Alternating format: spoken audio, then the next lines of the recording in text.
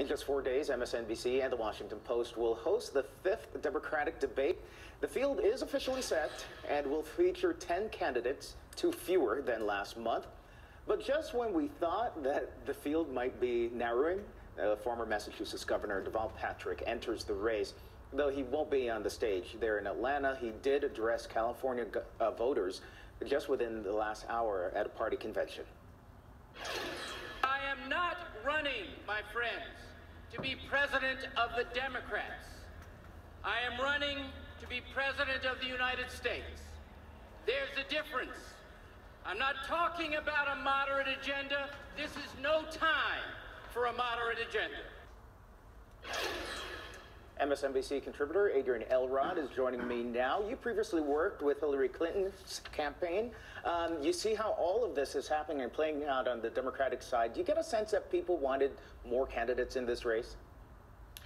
No, Kendis, I don't. I mean, we have 17 candidates who are still running. We've had some really qualified candidates who unfortunately got out of the race because they couldn't raise the money. They couldn't, maintain a top-tier campaign. They couldn't get themselves, in many cases, on the debate stage.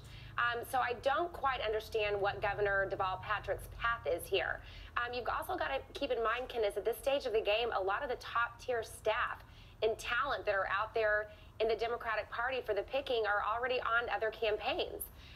So when it comes to fundraising, when it comes to staff, and of course making that debate stage, the DNC has very ambitious but very important donor thresholds in place. For this next debate, you've got to raise 165,000, or donations rather, from 165,000 people in 20 states.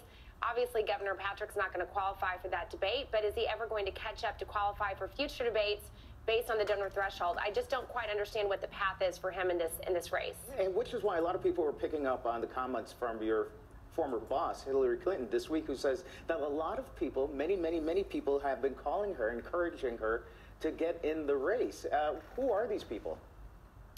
Well, Kendis, I'm sure there's a lot of donors from 2016 and just a lot of voters. You got to keep in mind 66 million people voted for Hillary Clinton in 2016. Certainly people are encouraging her to run. She's made that very clear. I've heard from a lot of people who wish she would run. But I think she also knows that this is a very hard stage of the game to get in the race for anybody.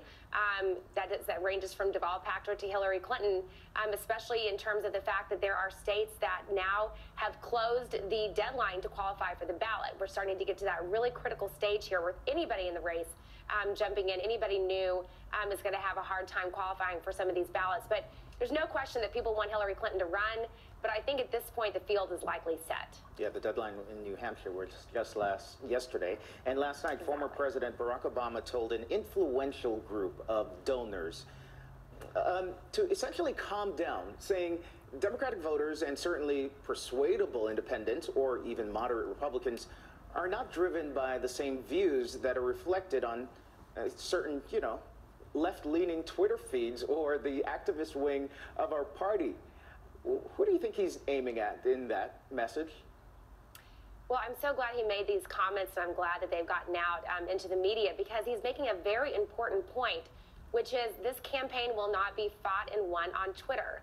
7% of Democratic primary voters are on Twitter, are on that social media platform. Yet, I think a lot of us, frankly, including to an extent myself, are so focused on what the Twitter sphere is saying, what the pundits, what the reporters, what influencers on Twitter are saying about the race, that it sometimes can influence you. But he made a very important point, which is, the left base of the party, which does have a very prominent voice on Twitter, is not exactly where every single Democratic primary voter is. There's a lot of voters out there who are voting in the primary who don't want to see Medicare for all implemented. They want to see Obamacare fixed, but obviously not repealed.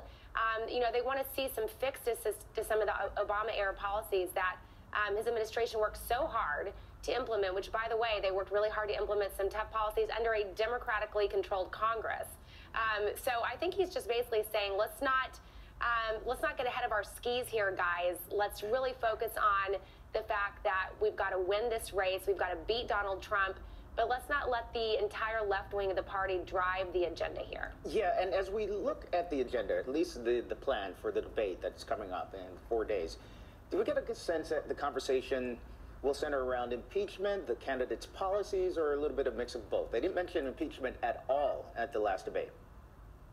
Well, Kendis, I hope that we don't talk a lot about impeachment during the debate because, first of all, we're talking about it 24/7 on the news right now, which is great because we need to be covering this.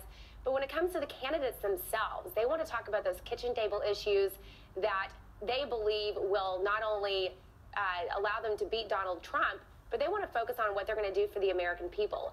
Healthcare, fixing healthcare, raising wages, improving education, reforming our criminal justice system.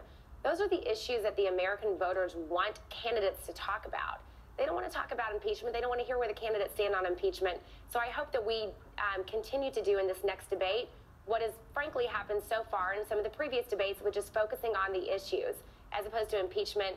And knowing who the four debate moderators are, I have a feeling that will be the case. And I also hope that we will be talking more about women's issues, which we have heard, frankly, very little of in previous debates. And given the fact that you've got 4 female moderators and MSNBC is hosting, I have a feeling we'll be hearing more about women's issues. And I could hope that we talk about minority issues as well. Adrienne Elrod joining us. Our thanks to you.